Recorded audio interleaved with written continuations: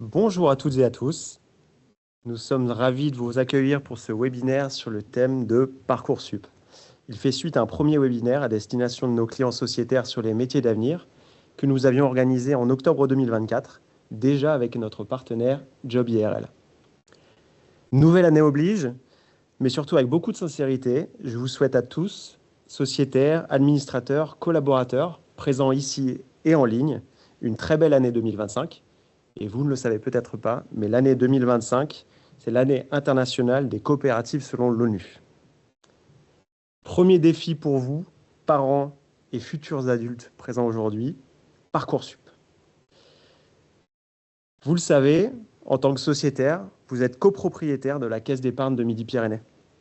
Sans le savoir peut-être, vous soutenez une banque de proximité qui agit en local. Vous financez des projets d'infrastructure pour les collectivités, écoles, hôpitaux, métro de l'agglomération toulousaine. Vous financez la transition environnementale, parc éolien, nouvelle mobilité, rénovation énergétique des bâtiments, pour nos clients entreprises, collectivités et pour les particuliers. Vous accompagnez aussi des associations qui œuvrent pour l'insertion professionnelle des populations fragiles ou qui luttent contre les précarités. Et enfin, vous aidez la jeunesse au travers de projets associatifs et culturels sur le territoire. Tout cela proche de chez vous. Bref, grâce à vos parts sociales et à votre engagement de sociétaire, vous êtes impliqué dans la vie de notre caisse d'épargne et donc dans la vie locale de vos territoires. Et pour tout cela, nous vous remercions. Être sociétaire, c'est aussi pouvoir bénéficier d'un accompagnement particulier de votre caisse d'épargne de Midi-Pyrénées. Nous sommes ainsi heureux de vous partager aujourd'hui l'expertise d'un acteur reconnu depuis plusieurs années du sujet, Job IRL. Job IRL, c'est une association avec laquelle nous travaillons depuis 2020. Elle accompagne parents et jeunes dans leur orientation professionnelle, un sujet, vous le savez aussi bien que moi, déterminant. L'élaboration du projet professionnel est un cheminement qui doit s'effectuer de manière progressive tout au long de la scolarité et même au-delà. Ce webinaire sur le sujet, source de crainte autant que d'espoir, a été construit pour vous, sociétaires, afin de vous accompagner, parents et futurs adultes, dans cette étape décisive de vos vies. Cela fait presque 200 ans que la Caisse d'épargne de Midi-Pyrénées, en tant que banque coopérative, est pionnière des transitions sociétales, et je crois que nous pouvons encore l'affirmer aujourd'hui. Pour entrer dans le vif du sujet, je vais laisser la parole à Agnès Montmerle, déléguée régionale Occitanie chez Job IRL, que je remercie encore chaleureusement pour sa présence. Agnès, je vous laisse le micro. Dites-nous tout sur Parcoursup.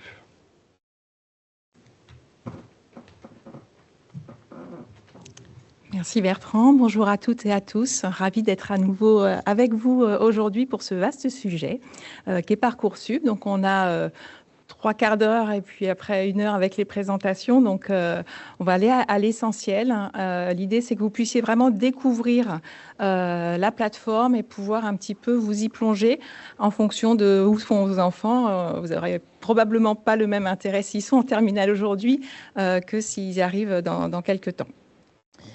Donc, rapidement, qui nous sommes chez Job IRL. On accompagne les familles et les jeunes dans leurs projets d'orientation avec une meilleure connaissance du monde professionnel, avec 2 solutions complémentaires. On a une plateforme que je vous invite à aller consulter, qui est une plateforme solidaire qui met en relation les jeunes et les professionnels, qui va permettre aussi à vos enfants d'affiner leurs projets professionnels en échangeant avec des professionnels, et puis des actions de terrain qu'on fait comme celle que je fais aujourd'hui pour justement vous accompagner au plus près des territoires. Alors, de quoi va-t-on parler pendant ce webinaire? On va aborder 4 grands sujets. Déjà, le calendrier, puisqu'il y a un phasage très précis sur Parcoursup avec des dates très, très précises à suivre, et avec aussi ce qu'on appelle la carte des formations, c'est-à-dire toutes les formations auxquelles vos enfants peuvent prétendre et qu'il faut consulter parce que chaque formation a des spécificités, a des critères d'admission. Ensuite, Parcoursup, c'est des mécanismes de vœux. Alors, il y en a qui parlent d'algorithme, mais on en reparlera en fait. Il n'y a pas vraiment d'algorithme Parcoursup. On parle beaucoup d'algorithme Parcoursup, mais il n'y en a pas. C'est plutôt des vœux qu'on formule et ce sont les écoles qui analysent et qui eux-mêmes mettent les critères d'admission. Ensuite, on balayera les éléments principaux du dossier à compléter pour chacun de ces vœux. Et puis, donc, les ressources et les conseils. Ce que je vous propose, c'est que donc je vais effectuer la présentation. À l'issue de ma présentation, il y aura une partie de questions-réponses. Donc, au fur et à mesure, n'hésitez pas à poser dans le chat vos questions. Ma collègue Anissa est là pour les répertorier et pour me les poser à l'issue de la présentation. J'espère pouvoir y répondre au mieux. Alors, on va rentrer dans le vif du sujet avec le calendrier. J'espère que vous voyez suffisamment bien les grandes dates. Il y a 3 grandes étapes à respecter sur Parcoursup. Donc, une première phase qui est un peu tout au long du processus, mais qui peut être fait en amont. Et notamment, j'insiste, ça peut être important pour les parents et les élèves de classe de seconde, de première, de commencer à s'y plonger, parce qu'il y a, en fait, il y a toutes les formations qui sont existantes, avec les critères d'admission, avec le choix des spécialités qui sont plutôt privilégiées. Donc, ça peut aussi vous aider, quand vous êtes en seconde ou quand vous êtes en première, à affiner votre projet professionnel ou à voir un petit peu quelles portes ouvertes aller, quelles questions poser.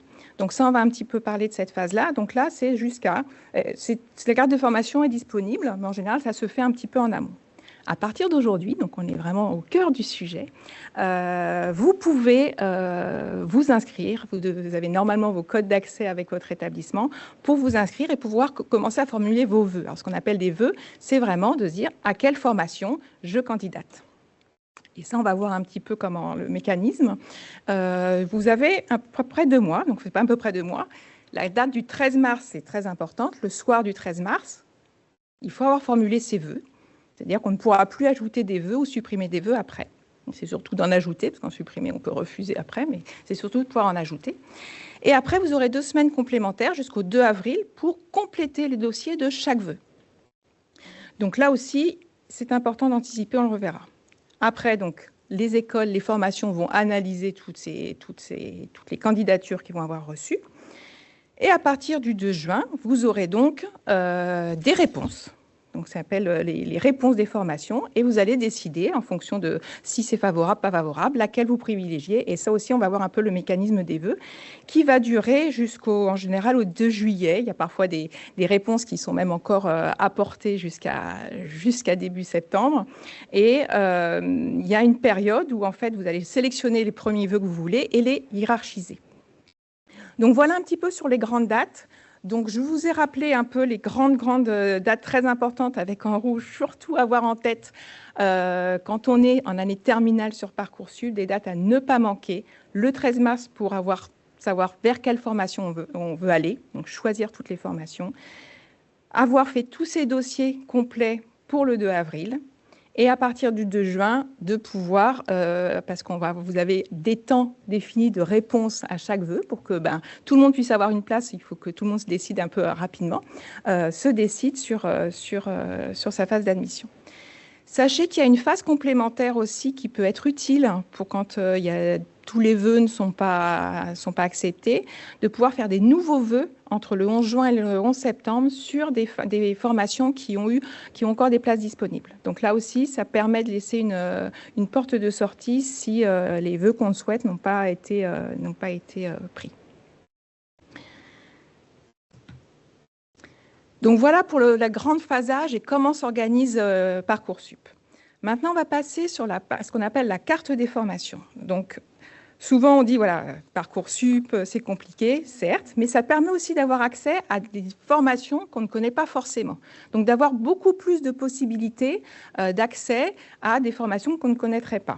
Donc, il y a 24 000 formations qui sont référencées. 13 000 hors apprentissage et 10 000 en apprentissage. Il y a des formations qu'on appelle non sélectives, c'est-à-dire qu'il y a une grande partie des personnes qui peuvent être prises, quand on fait son vœu, en général, on est pris. Par contre, il y en a certaines qui sont très sélectives et on verra un petit peu quelles sont les modalités de sélection.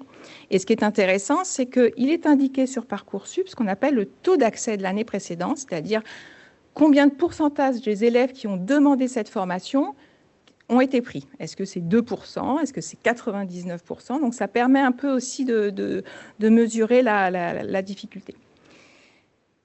Il y a des fiches détaillées, on y reviendra pour vous montrer un petit peu, qui sont très riches et qui permettent justement de savoir un petit peu les critères de sélection, de savoir aussi est-ce que l'école est reconnue ou pas. Ça, c'est vraiment un point de vigilance aussi qui est important d'avoir en tête, c'est qu'il y a beaucoup de formations. Aujourd'hui, c'est impératif de passer pour Parcoursup pour les formations, mais il y en a certaines qui ne sont pas forcément reconnues par l'État. Donc, ce n'est pas non plus parce qu'on est sur Parcoursup que c'est gage de qualité. Donc là aussi, c'est important de vérifier que ce sont des formations reconnues par l'État. Donc, chaque année, il y a des nouveautés pour Parcoursup. Donc là, je vous ai indiqué 2 nouveautés, mais l'année prochaine ou celle d'après, il y aura encore peut-être des nouveautés, puisqu'il y a prise en compte des retours de tous les utilisateurs et qui permet de faciliter un petit peu son utilisation. Donc, par exemple, aujourd'hui, on peut avoir déjà, quand on fait toute sa recherche, d'avoir un panier de formations favorites sans forcément tout de suite les mettre sur les vœux, parce que les vœux n'ouvrent qu'aujourd'hui. Et quand on fait ces formations en amont, ça peut être utile. Et puis, un comparateur aussi de formation.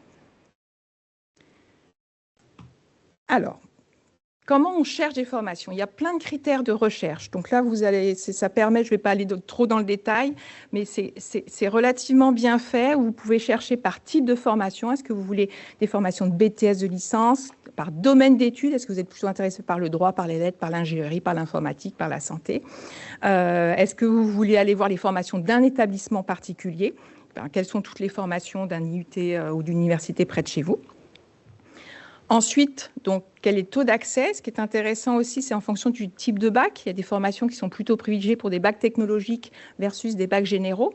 On sait par exemple que aujourd'hui, les BUT, les brevets universitaires technologiques, favorisent aujourd'hui les bacs technologiques. Donc ça aussi, c'est intéressant de pouvoir voir en fonction du type de bac que votre enfant mène, quel est son taux d'accès, et puis de faire une recherche aussi par formation, par zone géographique.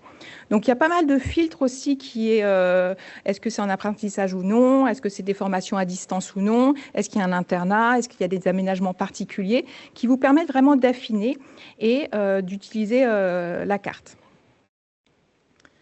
Donc là, c'est pour ça que c'est intéressant quand on est en seconde, aussi en première, de pouvoir naviguer dans ces cartes de formation pour un peu avoir des idées d'école ou de formation qu'on pourrait accéder. Donc, en fait, quand on a sur le résultat, par exemple, vous voyez là, sur l'exemple que j'ai mis, j'avais tapé je voudrais faire du droit à Toulouse. Donc, il y a plusieurs formations là, qui se mettent sur la partie gauche, avec la carte aussi qui est mise à jour. Donc, ça vous permet de voir aussi la couverture territoriale. Et donc, là, aujourd'hui, voilà, il y en a plus que 4 si on faisait défiler. Et vous voyez que par exemple, j'ai pris l'Université de Capitole avec une double licence droit-gestion. On voit qu'il y a un taux d'accès à 34%. Donc, ça veut dire que il y a aujourd'hui un élève sur 3 qui a pu avoir accès à cette demande-là. Et pourtant, la double licence est quand même une formation sélective. Et ce qui est vraiment intéressant, c'est après de pouvoir avoir des formations similaires, vous voyez, et puis un bouton qui est « Voir la formation ». Et c'est là où on accède en fait à toute la fiche de formation.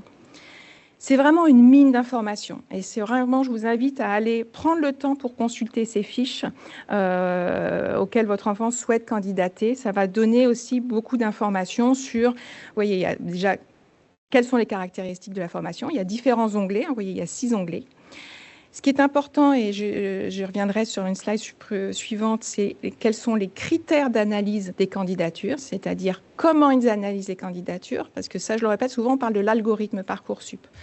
Il n'y a pas d'algorithme Parcoursup. Parcoursup reçoit les informations que chaque élève met, c'est-à-dire ses notes, ses vœux, on le verra, les lettres de vœux motivés.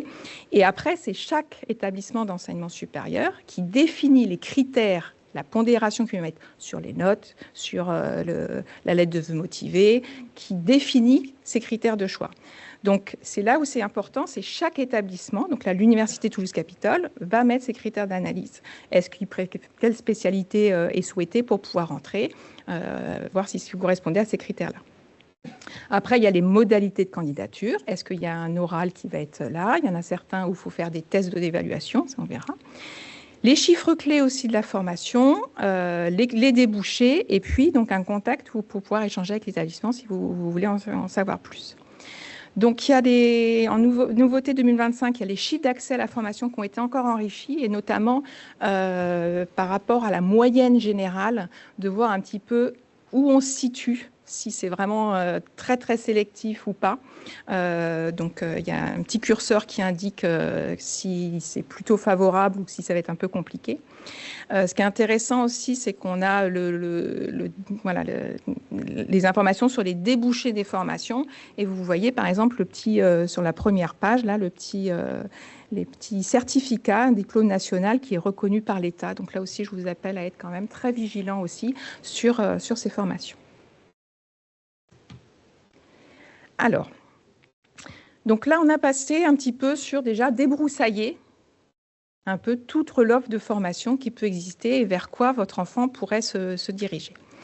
Maintenant, il faut comprendre comment on va indiquer dans ce qu'on appelle les vœux d'un Parcoursup, comment on va choisir et savoir vers quoi on veut se diriger. Donc, il faut dire, moi, c'est telle formation qui m'intéresse. Alors, comment ça marche ? Globalement, voilà, il y a un compteur dans votre dossier, on a le droit à un certain nombre de vœux. Globalement, on peut faire jusqu'à 10 vœux et 20 sous-vœux, plus 10 vœux en alternance. Donc voilà, c'est un peu, ça paraît complexe, mais le compteur vous permet de dire où vous en êtes. Il y a ce qu'on appelle des vœux simples. Par exemple, la double licence droit-gestion à l'Université Toulouse-Capitole est un vœu. Je fais une licence. Donc si on veut faire après une autre licence, c'est un autre vœu. Par contre, il y a des vœux multiples. Par exemple, si on veut faire un BTS gestion commerciale, on peut le faire dans plusieurs établissements. Et là, on peut dire je veux un vœu BTS commercial et le faire au lycée X, au lycée Y. Ça, j'aurai une slide un petit peu. Donc, c'est aussi important de pouvoir voir où une classe préparatoire, par exemple en commerce ou en ingénierie, on peut le faire dans plusieurs endroits. Par contre, si on veut faire une préparation au niveau grandes écoles en maths physique, c'est un vœu. En physique-chimie, ça va être un autre vœu. Donc voilà, ça, il faut le tester, vous le verrez. Vos vœux et vos sous-vœux se mettent à jour et ça vous permet un petit peu d'ajuster. Et il y a aussi des vœux multiples, c'est-à-dire que vous pouvez mettre un vœu et un sous-vœu illimité. Par exemple, pour le réseau des Sciences Po, où il peut y avoir plus de sous-vœux, pour les instituts de formation en soins infirmiers. Donc voilà, il y a ça aussi qui est à prendre en compte.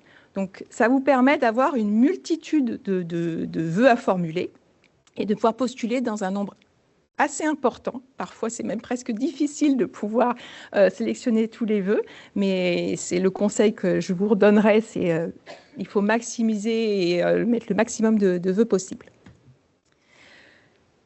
Donc, sur les vœux, l'essentiel, donc c'est un maximum de 10 vœux et de 20 vœux, 10 vœux supplémentaires en alternance. Quand vous sélectionnez, quand vous posez vos vœux, on ne vous demande pas quel est votre vœu préféré. Donc, c'est-à-dire que les écoles, quand ils vont analyser vos vœux, ils ne vont pas savoir, ils me préfèrent moi que l'établissement voisin. Par contre, c'est une nouveauté de cette année. Une fois que vous avez vos réponses, là, il faudra hiérarchiser quelles seraient les réponses positives que vous avez, quelles sont celles que vous préférez. Mais ça, on y reviendra un petit peu sur les réponses.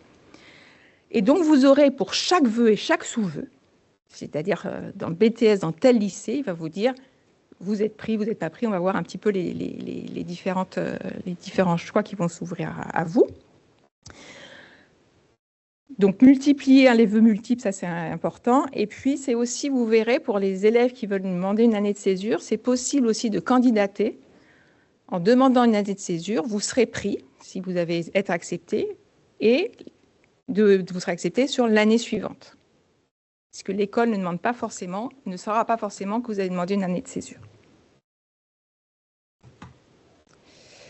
Donc là, bon, je vais revenir, mais donc c'est de se poser des bonnes questions. Ce qui est important quand on choisit ses vœux, et ça, on y reviendra après, c'est aussi de se poser les bonnes questions sur son projet. Donc, c'est de se dire, c'est pas de choisir une formation pour une formation, mais c'est de savoir pour aller vers quoi.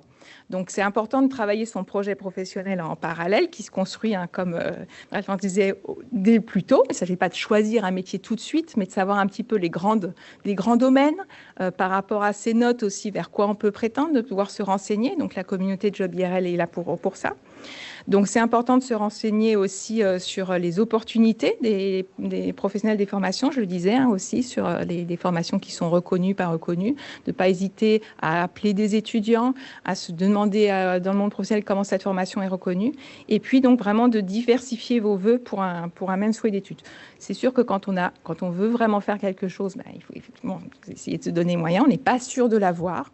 Ce qui est aussi, aujourd'hui, il y a de plus en plus de passerelles, hein. C'est ce qu'il faut aussi avoir en tête par rapport à un certain temps où, quand moi je faisais mes études, il y a beaucoup plus de passerelles entre les formations. On peut tout à fait rentrer dans une école d'ingénieur après avoir fait un IUT ou un BTS si on a un très bon dossier. Parfois même, c'est quand on est moyen quelque part, et dans de l'élite, c'est pas forcément plus facile que d'être meilleur dans quelque chose qui est moins sélectif. Donc voilà, il faut aussi rester ouvert. Le Parcoursup, c'est un tenté avec des règles à intenter, avec un niveau scolaire à intenter.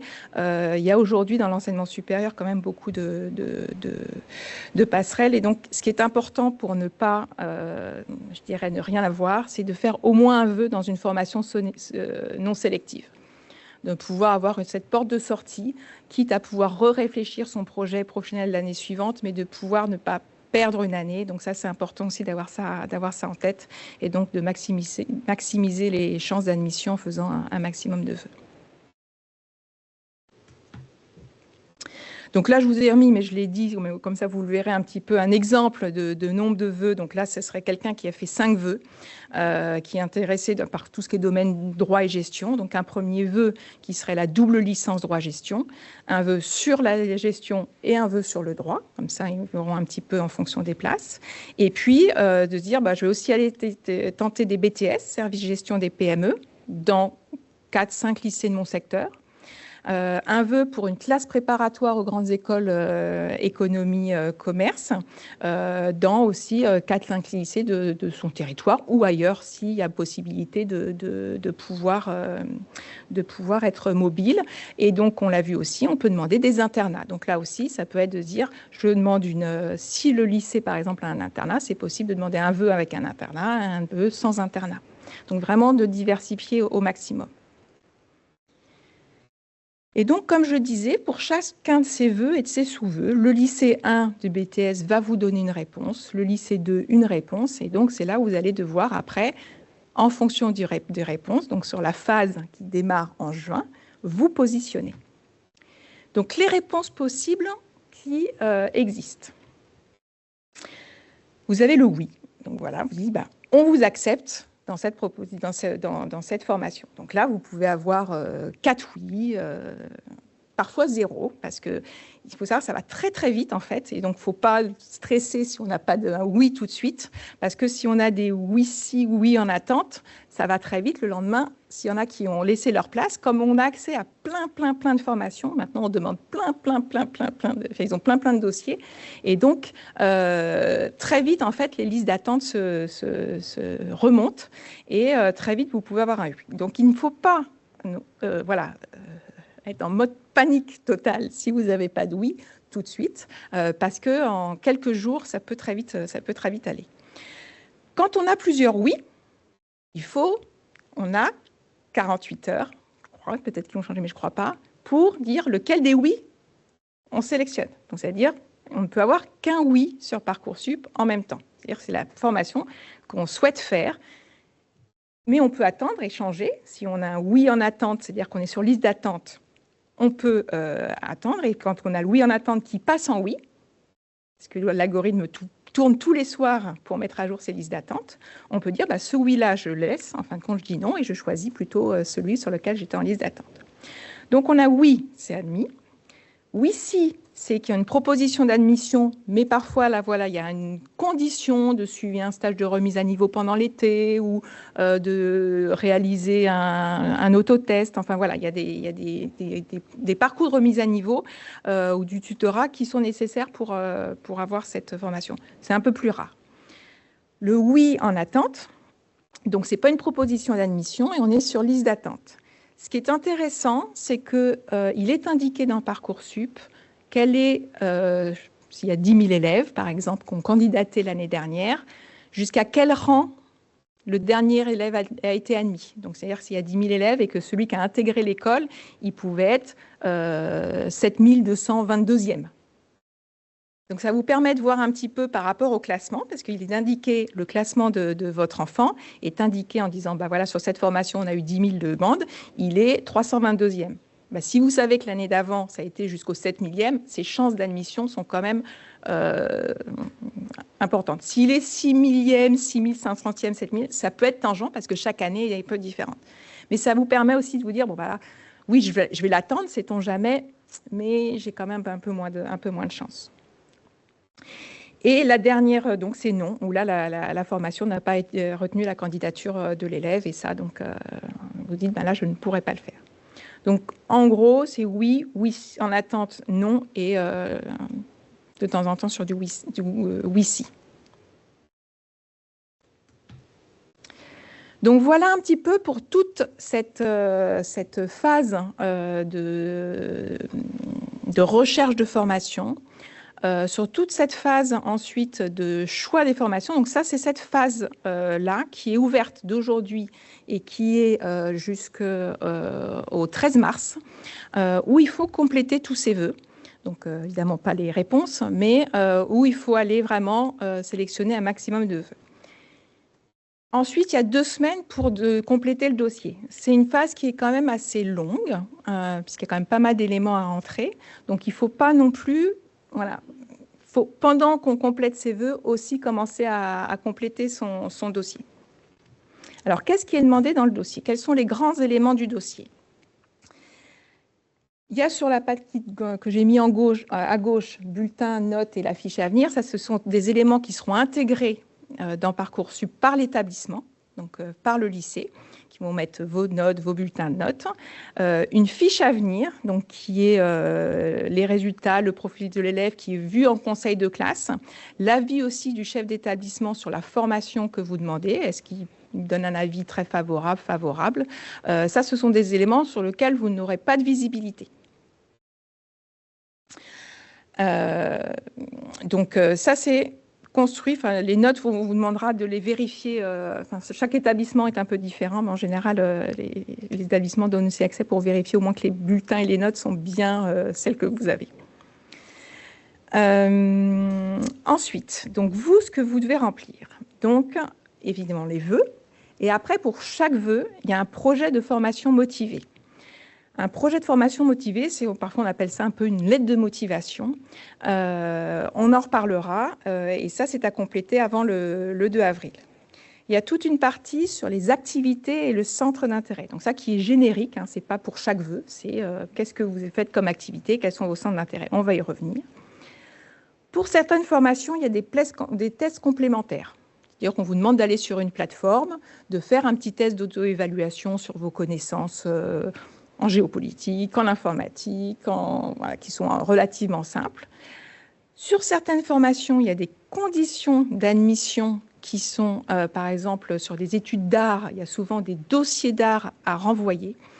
Donc là aussi, tout est expliqué, tout est explicité, et donc ça veut dire que c'est des dossiers qui sont beaucoup plus lourds. Mais en général, quand on est dans ces secteurs-là, voilà, les enseignants dans les disciplines spécialité arts plastiques les préparent, mais il faut être quand même très vigilant à ça en amont. C'est pour ça que je dis que c'est très important quand vos enfants commencent à avoir des idées, dès la seconde, la première, de pouvoir commencer à regarder pour anticiper au maximum s'il y a des pièces complémentaires à produire. Et puis, préférences et autres projets, on en reviendra, mais c'est surtout pour les personnes de Parcoursup, parce qu'on verra, il y a vraiment un suivi très individuel.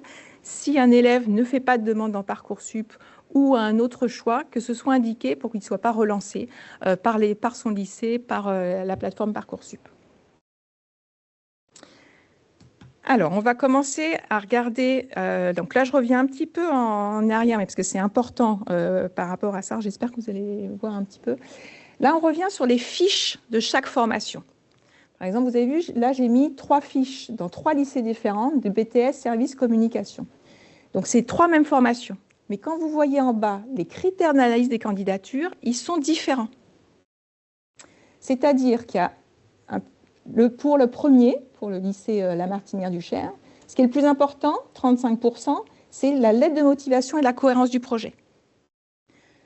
Tandis que pour le deuxième, au lycée Saint-Louis-Saint-Bruno, c'est équivalent entre les notes, entre les compétences et méthodes de travail, entre savoir-être et la lettre de vœux motivée. Donc, il faut un peu tout compléter. Par contre, pour le dernier, là, on est beaucoup plus sur les notes. Donc, vous voyez, finalement, c'est pour ça qu'il faut, de toute manière, essayer, dans la mesure du possible, de compléter son dossier au maximum. Ça, c'est important. Sur le projet de formation motivée, donc, on doit expliquer sur chaque vœu, donc là, c'est vraiment du cas par cas, ce qui vous motive pour cette formation. Et là, c'est important de ne pas faire vraiment du copier-coller, mais bien cerner la formation choisie pour rédiger un peu son argumentaire. Pourquoi choisir cette formation? En quoi elle m'interpelle? Pourquoi voilà. Qu'est-ce que par rapport aux spécialités, par rapport à des stages, par rapport à mes forces et mes qualités? Donc, il faut faire preuve d'un esprit de synthèse parce qu'il y a 1500 caractères. Donc, il y a des outils, je vous rassure, pour aider, des exemples qui sont donnés sur Parcoursup ou par d'autres biais, je vous en reparlerai. Mais c'est important d'avoir ces aspects-là. Et donc, ce qui est important, évidemment, sur le fond, mais aussi sur la forme, c'est-à-dire, on sait que l'orthographe, donc c'est important de se faire relire. Donc, deux grandes étapes que nous, on vous conseille.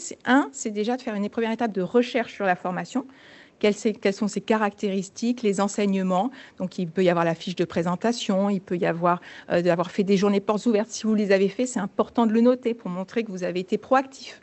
Donc aussi par rapport à vos compétences et résultats scolaires, dire ben voilà, moi c'est vraiment, je fais telle spécialité, comme vous le voyez sur mes notes ou sur mon résultat, c'est quelque chose qui me plaît, dans lequel j'ai envie de m'investir. Donc quelles sont les démarches entreprises pour mieux connaître la formation? Est-ce que vous avez échangé avec des étudiants, vous êtes venu aux portes ouvertes, vous avez échangé avec des professionnels? Donc c'est là où nous, Job IRL, on vous propose via notre plateforme d'échanger au maximum avec des gens du secteur pour avoir le maximum de choses à dire. Et puis aussi de ne pas sous-estimer mais toutes ces expériences scolaires ou extrascolaires qui sont en lien à la formation que vous avez pu avoir. Après, c'est la rédaction. 1500 caractères, ce n'est pas beaucoup. Donc, ce n'est pas la peine de mettre des dates, des langues-têtes, des monsieur, madame. Donc, c'est voilà, d'avoir des exemples très concrets. Une introduction, qui vous êtes et ce que vous souhaitez. Un petit développement avec la motivation, le lien avec les compétences et la confirmation de la formation, et une conclusion très rapide. Donc vous verrez, il y a sur Parcoursup ou nous sur Job IRL, il y a des aides aussi pour pouvoir aider les jeunes à pouvoir, ceux qui ont peut-être moins l'environnement familial, pour le faire. Ce qui est important aussi, c'est d'éviter, donc bon, 1500 je l'ai dit, d'adapter à chaque formation.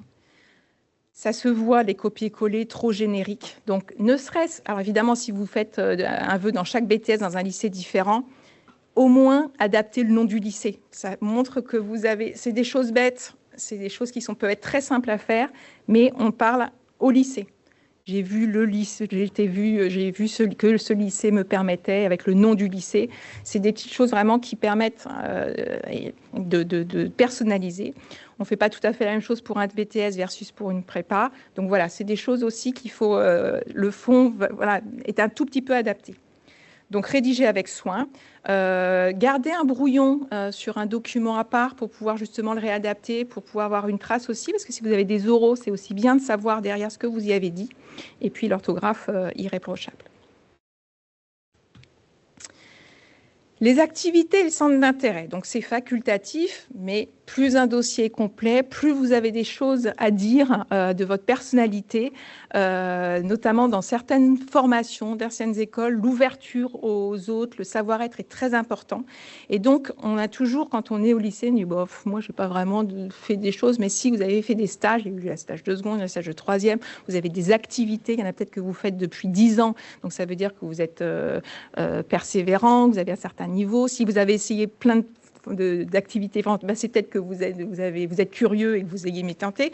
Donc, il faut un peu réfléchir à tout ça, le poser pour montrer un petit peu qui vous êtes. Donc, bon, évidemment, s'il y a des entretiens derrière, ça ne sert à rien d'en rajouter des tartines parce que ça se voit aussi.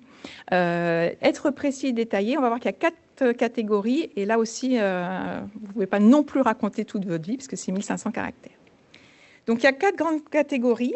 Il y a tout ce qui est expérience d'encadrement ou d'animation. Est-ce que vous avez travaillé auprès d'un groupe de jeunes? Est-ce que vous avez été délégué de classe? Est-ce que vous avez été dans une association d'aide aux devoirs? Est-ce que vous avez été Même si vous avez fait des colonies de vacances, par exemple, c'est aussi de montrer que vous avez cet esprit collaboratif et de découverte seule. L'engagement citoyen, est-ce que vous avez fait du bénévolat? Est-ce que vous avez travaillé sur un projet particulier? L'expérience professionnelle, là, il ne faut pas hésiter non plus à détailler des projets que vous avez menés au sein du lycée, un peu caractéristiques. Et puis, donc, après, l'ouverture au monde, est-ce que vous aimez les activités, les langues, le sport, la musique? Donc, c'est important de passer un peu de temps. C'est vrai qu'on dit toujours c'est un peu à la fin parce que il y a quand même beaucoup de choses à remplir.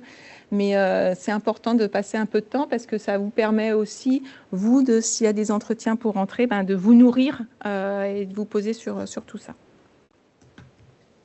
Bon, je vois l'heure qui passe, donc j'ai mis quelques exemples, mais par exemple, ça peut être d'avoir fait partie d'une association de son lycée et de pouvoir mettre un peu des compétences associées, que vous avez participé à une journée de nettoyage, par exemple, voilà, de montrer comment vous êtes intervenu, donc ça peut être très différent. Ça peut être que, voilà, qu'est-ce que vous avez... Si votre stage de seconde était en lien, qu'est-ce que ça a permis de vous apporter? Et puis, si vous avez par exemple fait un sport depuis 8 ans, quelles sont les compétences que vous avez pu développer?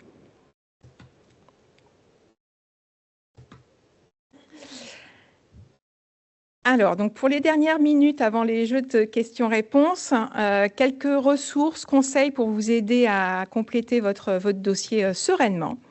Donc nous, ce qu'on vous propose chez Job IRL, c'est qu'on a un dispositif de e-mentorat, c'est-à-dire qu'on a des professionnels de secteurs qui peuvent être des secteurs qui sont en lien avec le secteur vers lequel veulent se diriger vos enfants, du droit, de la gestion, de l'artisanat, qui peuvent vous accompagner donc, sur différents sujets, donc la construction de son projet, mais l'accompagnement par Parcoursup est d'un des sujets où certains professionnels le connaissent bien, l'ont vécu. Voilà, ça fait déjà 2 fois que j'ai fait du Parcoursup, j'avais bientôt un 3e. Je pense que j'ai déjà accompagné des jeunes sur ce sujet-là aussi.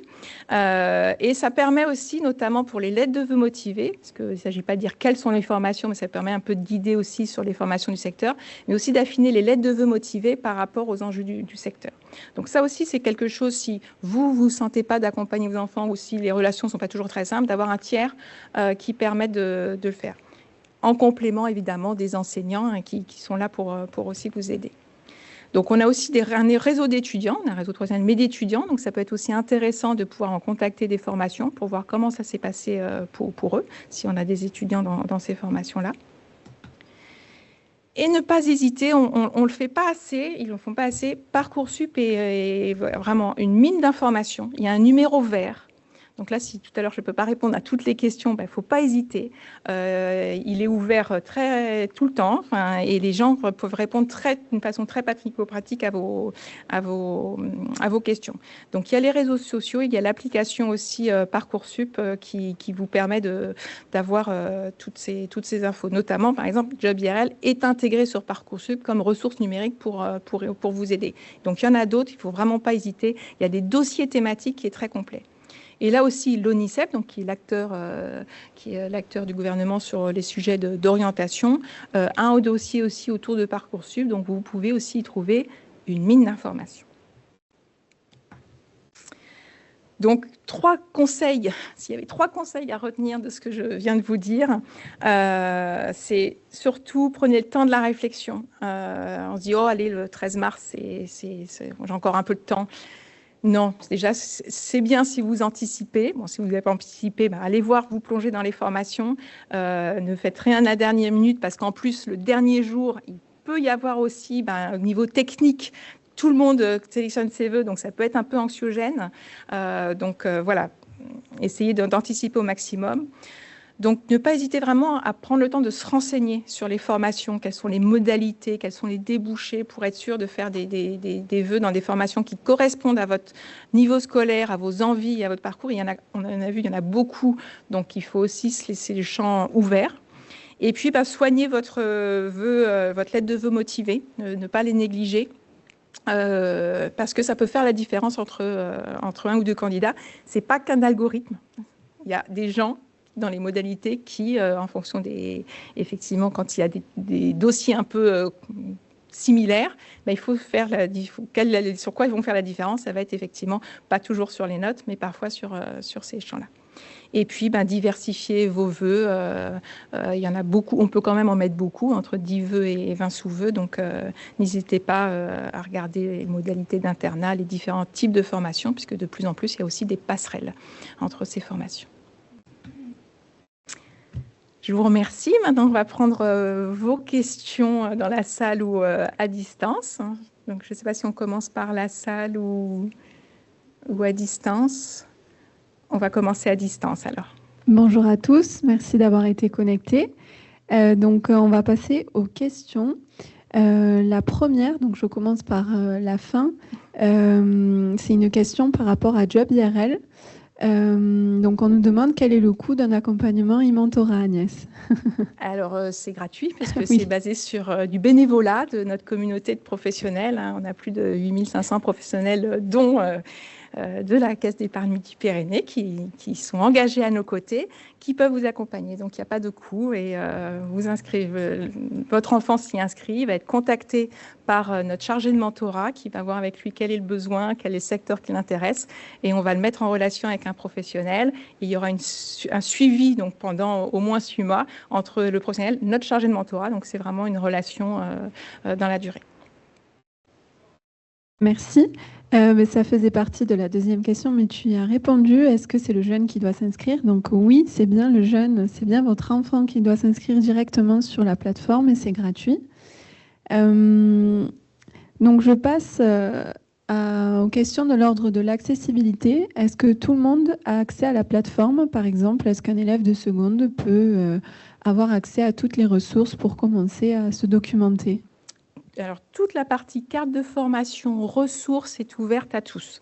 Et c'est ouvert, donc, c'est ouvert, disons, mis à jour dès le mois d'octobre, novembre de chaque année, mais on peut voir les informations de l'année précédente, la plateforme est ouverte. Alors, elle est mise à jour chaque année parce que les critères de sélection, des nouvelles formations apparaissent.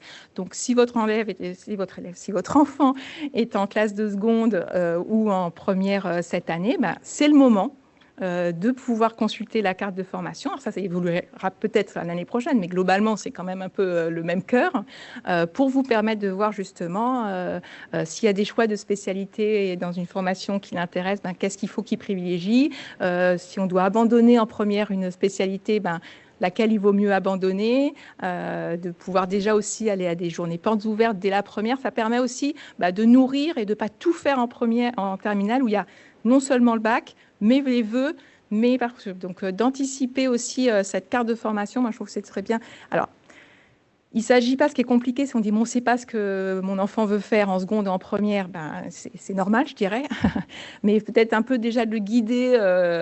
Il y a des tests d'orientation sur l'ONICEP ou sur Jobial pour dire un petit peu quel grand domaine peut l'intéresser, pour pouvoir aller voir, pour pouvoir discuter, échanger, et se dire oui, pourquoi pas, ça pourrait m'intéresser, ou non, ça ne m'intéresse pas. C'est bien aussi de savoir ce qui n'intéresse pas, parce que du coup, ça enlève une partie de recherche à faire, en disant on va plutôt explorer ça.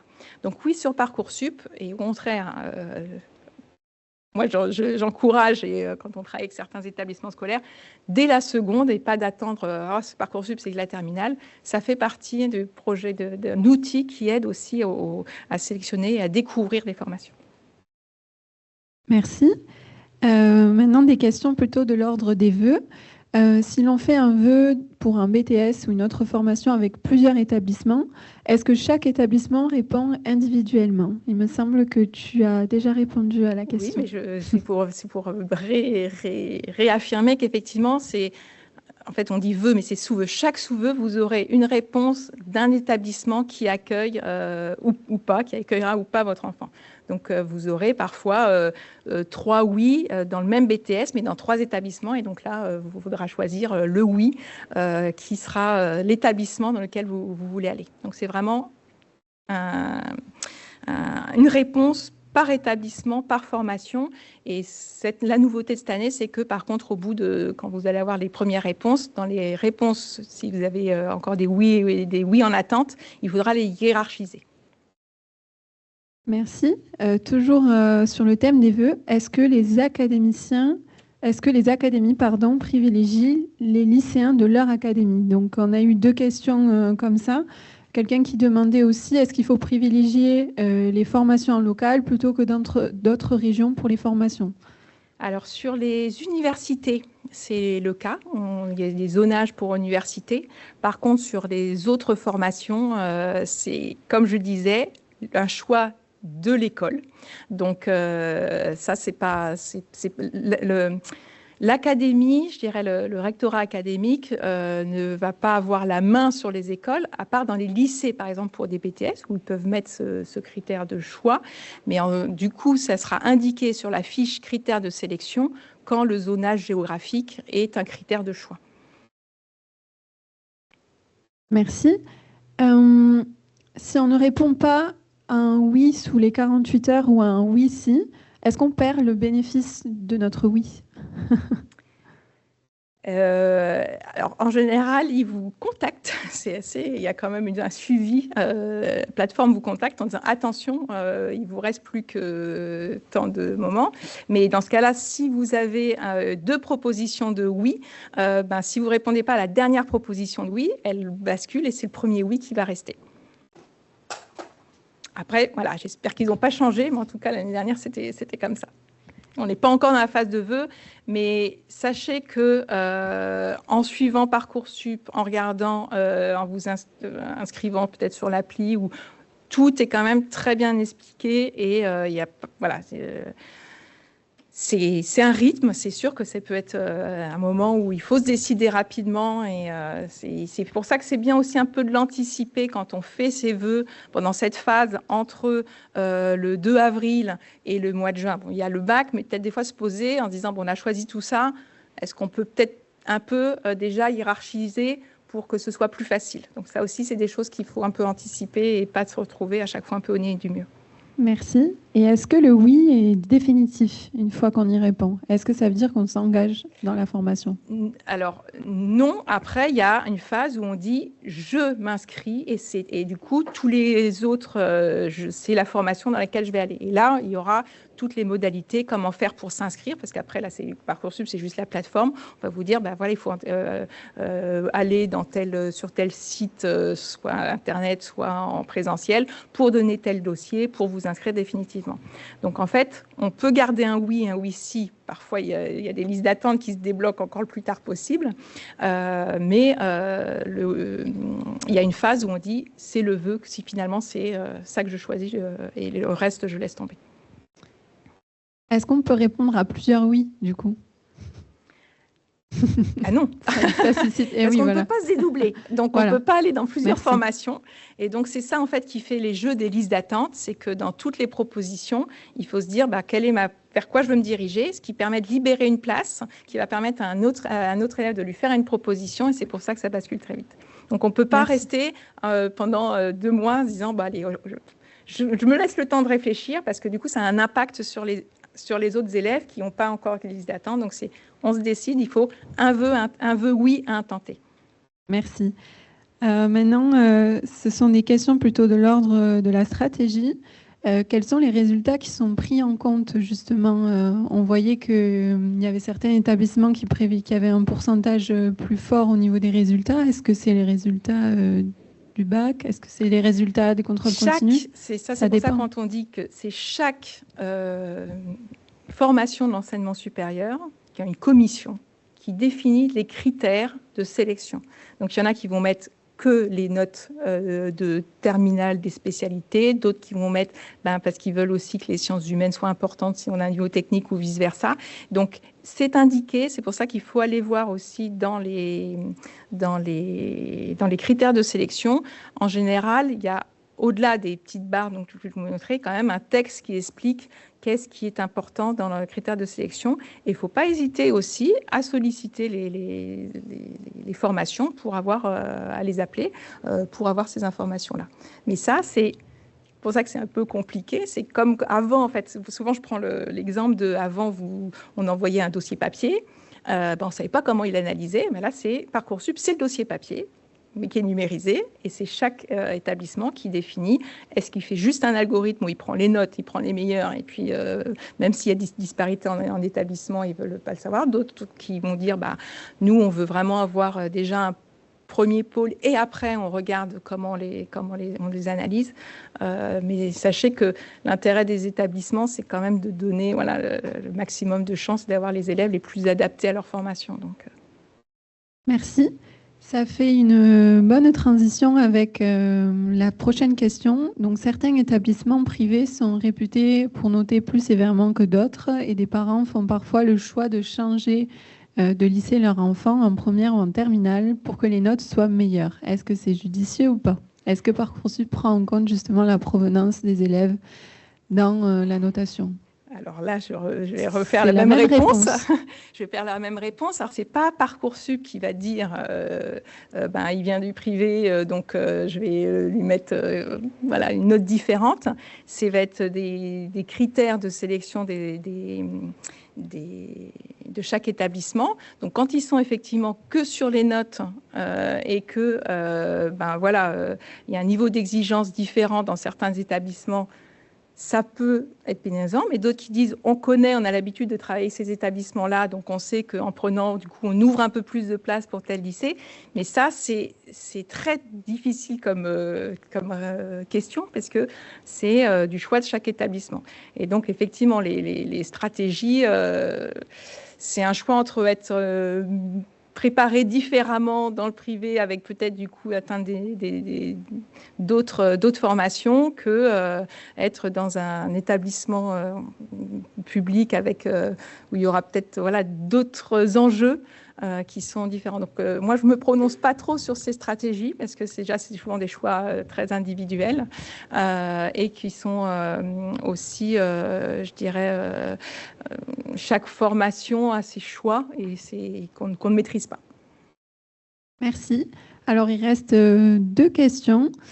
Est-ce que l'accompagnement Job IRL peut débuter avec un élève de première? Et ensuite, j'ai aussi une question qui est un peu pareille, qui me dit que c'est pour simplement accompagner son enfant pour les formations futures. Est-ce que c'est possible? Donc, tu peux redire... C'est vrai que j'étais un peu vite parce qu'il y a le timing et je vois comment on dit parfait, mais il reste 2 minutes.